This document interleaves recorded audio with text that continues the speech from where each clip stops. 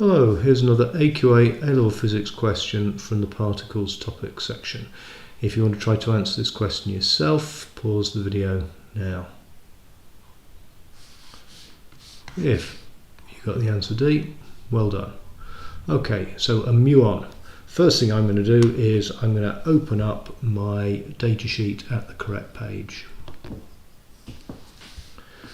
So there it is, magically appeared. And we want to find out what's true about a muon.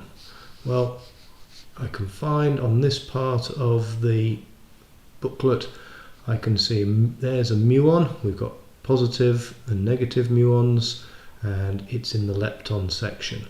Well, leptons are fundamental particles. They're not made of quarks, which means they're not hadrons. And hadrons, being made of quarks, will feel the strong force.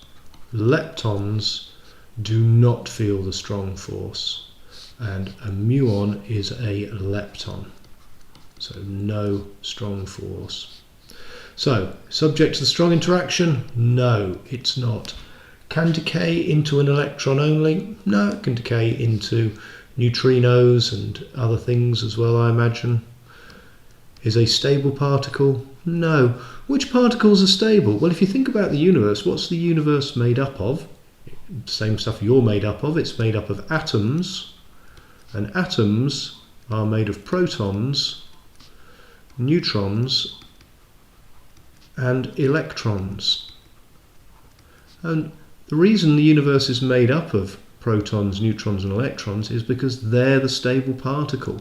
All these other particles are extremely short-lived because they are unstable.